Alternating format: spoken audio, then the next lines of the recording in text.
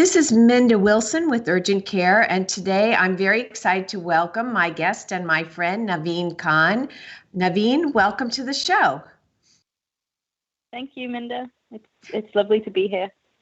So Naveen and I met because of our mutual interest in healthcare and developing tools to improve the care offered to individuals who are going through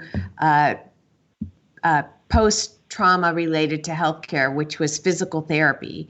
And now Naveen has developed a whole host of products relating to helping patients in general. So Naveen, how did you get involved in all this?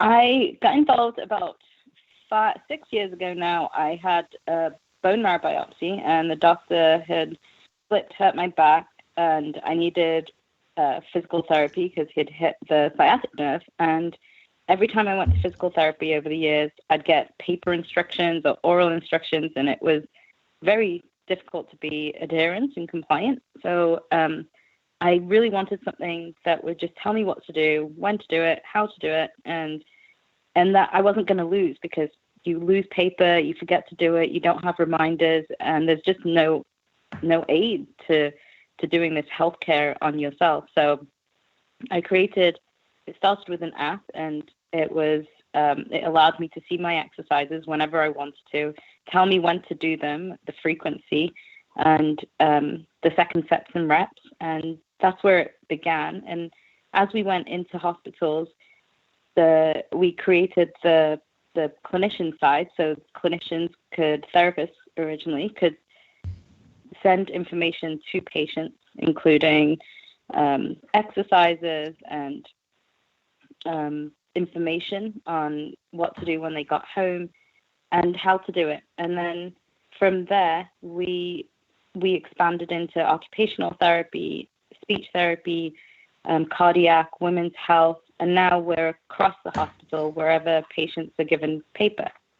And then part of where we started to work was the military, and we started doing servicing veterans with traumatic brain injury and PTSD. And so by replacing the paper and giving them your application, is it over the phone? Can people use it on their phones, or do they need a computer? They can use it on the phone. They can use their computers, whatever tools or resources they have and is convenient or for them and whatever they want to use. So it's an app that's sent from the clinician to the patient, and they download it onto their phone, and they have a username and password, and they just log in and can begin using it. They can see their care plan for the day, and they can see information when they need it. And then they can see also how they've done over time. We also have outcomes measures, so you can send surveys if you're the clinician to the patient, and they can kind of log how they're doing every day. So it might be, just monitoring your sleep. It might be monitoring your nutrition. It might be monitoring, your glucose levels. Really, we kind of have everything that clinicians send to the patient, they're able to do on their phone. So, and they have, we work with women's health and various other departments where you can take questionnaires, the questionnaires you would usually take in the lobby. You can take them before you come in. The doctor has that information and is kind of going through that information rather than you waiting in the lobby, taking that information, and then the doctor processing it as you're meeting with them. Right, because it's really awful. You go in the waiting room, they give you a form to fill out saying, "How's your back today?" And then you have to, "What's your level of pain?" And then you fill that out, and the doctor doesn't get it until after you've walked in the door. So while there's your limited time that you get to spend with them, they're actually looking at a piece of paper you filled out that they could have already had. Yeah, yep. And we found that people are more honest to their phone in private, that they can kind of give more and talk about themselves more. So you have more accurate picture as the doctor, when the patient presents themselves, and And you can see a holistic human being, and they're not just a number, they're not just another person, but they've gone through, they've had things happen. They know their body. Patients, know their body. They can sort of process information on their own kind of better with an app and in private. And then I think clinicians have a better opportunity to service that person as an individual rather than a case number or, something that falls into a category. And that leads to better outcomes. Definitely. It definitely does. There's so many misdiagnoses and et cetera. And I think that it really does. Having a patient be able to better express themselves and without constraint and things that you wouldn't notice. Our clinicians are incredible, and they really do look at the patients holistically. But now with PT-PAL, they're seeing that they have even more data and richer data where, kids, for example, won't be, say, they may take a break, and we've seen clinicians send them a memo and get a memo back right away, and they'll say, I found this exercise or this really embarrassing to do at school. Can we change this? And the clinician can kind of react to that, and they would have never known in the past. They would have just assumed that their kid was doing it or the adult was doing their exercises or whatever it is, because that's what you have to assume, because there was no data. There was nothing coming back in between visits. Right. And people would say, like, if you, before you get an assignment from your physical therapist, let's say, to say, do your exercises at home. And then they come back and they'd say, did you do your exercises? And then it turns out that they haven't done their exercises, or there's no improvement, and really you have no way of knowing how it all works. Yeah, and how much they did and why they did it and why they didn't do it, and if there's something that works better, and if they were experiencing pain and difficulty, and is there a better time, and really just interacting with that patient as an individual, and having the patient having a richer experience with their clinician. Our studies have shown that over 40% of patients have an improved caregiver or clinician-patient relationship. So it really does make them feel like they care. And we'll get calls from patients, and they'll say, how can I put it on every device? And if they don't log 100% every day, they're like, is there something wrong? Did I miss? We had a patient call us on Friday, and she said, I'm at 90%, but I know I've done all my exercises. Did I miss something? And then she saw that she had a questionnaire to do, because the clinician had later sent a questionnaire, and she was like, oh, and she did the questionnaire, and she was so excited that she'd gotten to 100%. And when you see that data, it's so exciting. It's because you're seeing people getting better. You're seeing things that you've done really work and be effective. That's very just exciting. And I understand you're trying to take the success that you've had in the clinical area and try to help military families with it. How did you get involved in that? Yeah, so we started working with military medicine and UPMC, the University of Pittsburgh, on traumatic brain injury and servicing veterans as they came back. And we worked on cognitive aspects of their treatment, as well as physical therapy and questionnaires and other things. And then as we were working through with military medicine, they came to us and said, we have a Dr. Puskar at the University of Pittsburgh is doing a study called Teaching Kids to Cope, and we'd really love you to be involved, because we'd done all this sort of work on PTSD and traumatic brain injury, and it was kind of an extension to families of, what stresses do families, particularly kids, go through given the deployments that they have, the relocation and other stresses of having a parent go away or both parents go away to serve. And so we were absolutely on board, because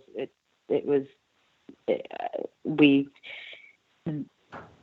were very sort of dedicated to kind of serving the kids, and in particular in the military, just because it's a huge, open, and growing field where kids are going through so much, and this sort of portion of people are a growing element of people with mental health issues, just because of all the stresses that they go through. So it was really important that we were able to contribute to that as well, and as well as treat the soldiers. And so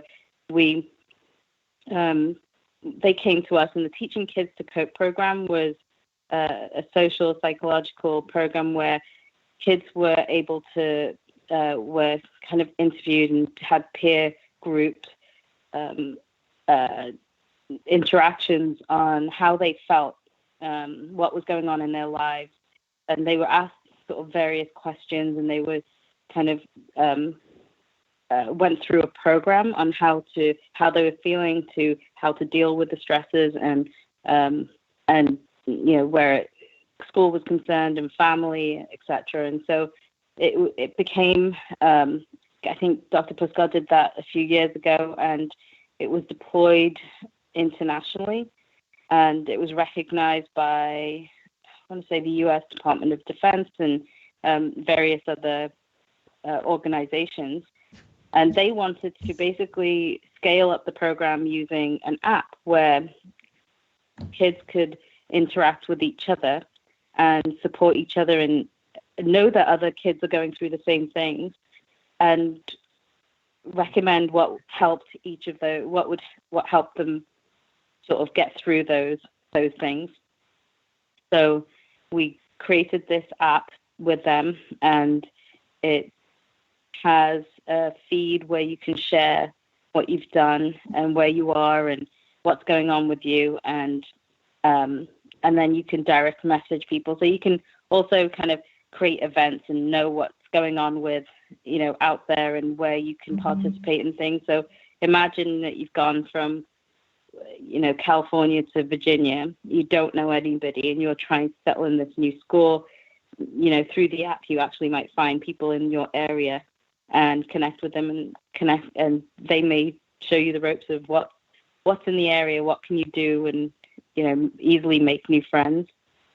Right, or just say, I was there, I was at that base a year ago, and I knew this person, and she was cool, and you should really meet him, her, and, because, again, connectedness is very important for kids in the military, especially because they have these sort of tenuous relationships with family members, because they may be home, they may be deployed.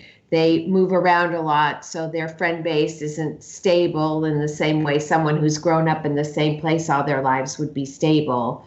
So, and that really impacts them in a lot of ways that, that's different from regular kids. Yes, and often they'll have multiple deployments. And, I think since 2001, over 2 million American children have had a parent deployed at least once in the U.S. And then, it's huge, and I think it was 42% of military personnel had children in 2014 that had to, that were moved around. So it's a lot of kids. And in addition, it ties in nicely with what you're doing with PTSD, because a lot of these kids, their parents go away. They know them as one kind of person, and then they come back and their parent is injured, and they're not exactly the same person as when they left. And that makes a difficult thing too. And that's something specific to military people that can be shared. It is. It's like we're not really taught, regular people aren't taught how to deal with these really big stresses. When things happen to your parents or whatever it is, and these kids are going through it all the time, and they're really big. And when parents come home, they have to reassimilate, so they've got things going on, and the kids have to sort of cope with that assimilation and reintegration, and that's really difficult. And husbands or wives are also coping with that, so you've got the whole family sort of trying to cope with this change. And so I think resources in that scenario where they can personally go, kids are just constantly on their phones, and they find it much easier to interact with a phone, I think, and it's more personal, especially when things are going on that you don't understand. So this is sort of, we have peer-reviewed articles and advice from sort of reputable military organizations that they can go to, and then we allow the kids to rate them. So the ones that they found most helpful rise to the top, but you can also search them, and if they want to contribute anything, they can write to us. And then the way you find friends is you'll either have a pop-up in a featured profile, and in that profile it will be, have a name like Helen Jones, and she's been on 5 deployments or been through 5 deployments, what she loves, her challenges that she faces, tips for other kids. So you really get to know other kids. They're not just a profile like a name, but what did I find difficult through this deployment? What am I finding difficult right now? And what do I love, and how do I cope with things? So you kind of know that up front, and so it's a very safe environment to be vulnerable and open, and we allow the kids to do that. Right. Plus, you think about it especially when you're a teenager, your support group isn't your parents anymore. It's really your peers. So you get your information from them. You believe they're the holders of all knowledge. And so it gives you an opportunity to access information from your peers. You get to know people. You can make friends, especially if you're feeling isolated. And then those people that you've known through the app over time, they stay connected with you, because even though you might move, you might change locations, the people are connected to you through the app. They may be moving, you may be moving, but you have a shared communal experience of being kids who are in the military. And now you can keep those connections. Yeah. And as you go to new places, you can find out about events, and it's inclusive. So, wherever you are in the world, you have a community, and you can reach out to that community anytime and be like, you know what, I just moved here and I'm having a really hard time.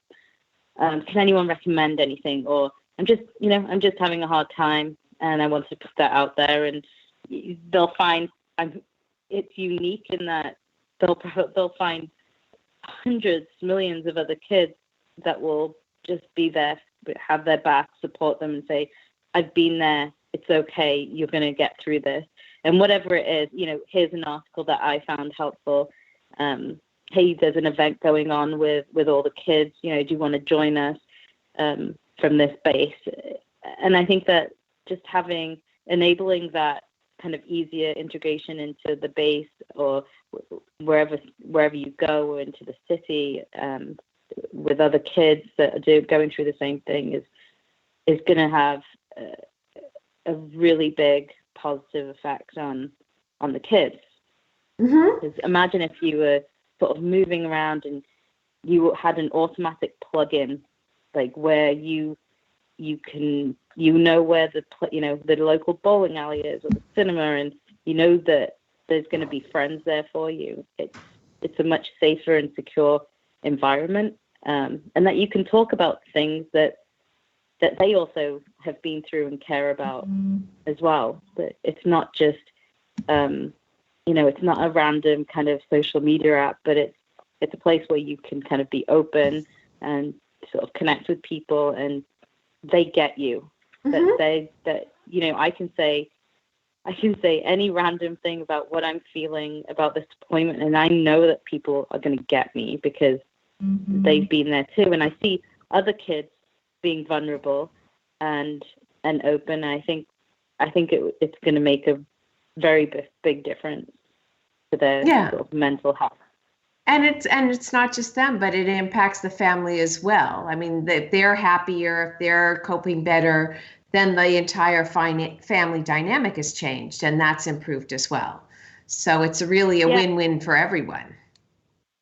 It really is. It takes a village, right? And even with, kids that are not teenagers, not in the military, it's nice to have that kind of another source, a trusted source to be there for your child, that is safe. And so it is really, being a teenager is extremely difficult anyway. It's hard. You have to go through a lot of changes. School is, making friends. School is difficult.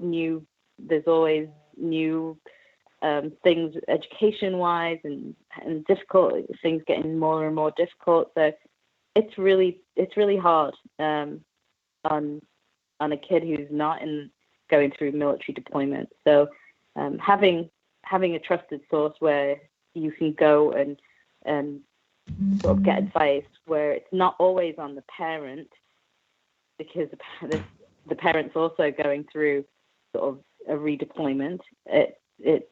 It can really help relieve the pressure from the family, and know that there is a source. And even the family can refer to it and say, hey, maybe you can find something. If they're not listening to advice that you have, maybe you can find something on that app. Maybe there's something out there. And it could be a reference point for the parents or guardians staying at home. Now, it seems like technology is sort of changing our lives. You have your PT Pal, which is changing how therapies of different kinds are delivered and eliminating paper and making things more portable. You have your application that allows kids to communicate with each other. How do you see things changing in the delivery of healthcare in the next few years? Do you see more services like this being adopted? Yes, definitely. And we're seeing it today. So, and I think that the CMS is supporting it as well. We just saw a code come through that's specifically for what we do and looking at data.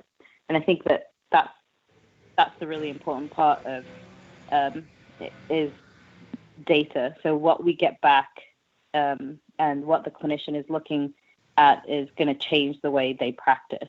It just is. It already is. Our clinicians, they know what protocols work. They can test different protocols and change the way they practice in clinic. It's definitely going to change. It's definitely changing and going to change even more dramatically as time goes by. When we first started this about 5 years ago, people were like, yeah, that's a nice idea, but that's not going to catch on. And now today, 5 years later, we are all over the world, and we have a CMS code in the US that can be billed for, and that sort of interactive service is being recognized. I think that. And what's CMS? Oh, sorry, it's the Center for Medicaid Services, where the CPT, the codes, the billing codes are created for Medicaid. So what that means is that by using the tool, the doctors and the facilities can be reimbursed for it through Medicaid, so they're not absorbing the cost directly. Is that right? Yes. Yeah. And that makes it easier for them to deliver it because they don't have to. They can be paid for providing those services, reimbursed for providing those services. Good. Thank you for explaining that. I'm used to using acronyms. But yes, and that's really significant because they're recognizing that this isn't going anywhere and it's an essential part of healthcare. So, we are starting to work with a clinic that is doing diabetic care and knowing what their numbers are outside the clinic. So before they deteriorate, something can be done before they end up in the ER or whatever it is, or urgent care. Same with fall risk and readmissions, and they're in more extreme cases. But monitoring how the patient is doing outside the hospital and the clinic is going to be essential to how the patient's treated within the hospital, because they're going to have more data. Yes, and also one of the things that's interesting is that hospitals now are focusing on patients once they leave the hospital. They really have a vested interest in keeping those people from coming back in. So by keeping track of them once they leave, technology is a very good tool for doing that. You might not be able to. You may not be able to afford to have somebody come and visit each patient at home, but by using technology, they can keep track of your health and see if you need any additional care once you've left. Yes, and we've seen, it used to be paid, doctors and hospitals were paid per visit, per patient, and that was so you want to deliver more care and you'll get paid more. So now we've seen this shift over the last 5 years to value-based care. So here's some money for your patient, but you need to make sure that patient doesn't come back to the hospital or get sick again. And if that patient gets sick again, we're gonna ding you. You're gonna have to pay a portion back to us. And so that has really shifted attitudes as to, okay, so now we know what's going on in the hospital. We can control that, but we really can't control the outside. And having something that can monitor patients is really revolutionary. And we've seen how addictive phones are in terms of, if you get pinged, that you're going to look at your text pretty much right away. And, that red spot with the 1 or 2 is not going to go away, or whether it's Facebook or whatever. And this is your healthcare. So it's in the you've got an app for your social stuff. You've got your bank app. You've got your other essential apps. And this is this is your healthcare app. This is what's going to show you your medical record. Now you have complete control over your medical record.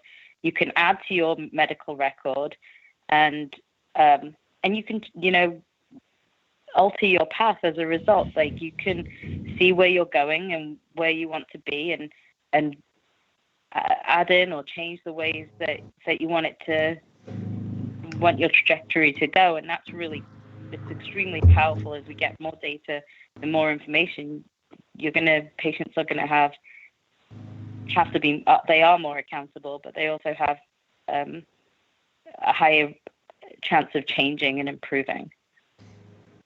What's the best way for people to reach out to you if they're interested in learning more about PT-PAL or about your journey to develop and build PT-PAL?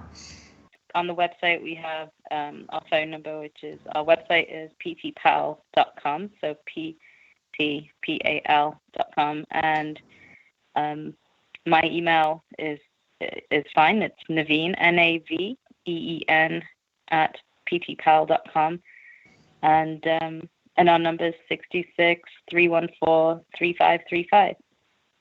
Naveen, it's been a pleasure having you. We're looking forward to following your journey through patient adoption and your success in getting people off paper and gaining control of their own medical records. So thank you very much for coming on the show. Well, thank you for having me, Minda. It was really nice to speak with you. This is Minda Wilson for Urgent Care. We'll catch you next time.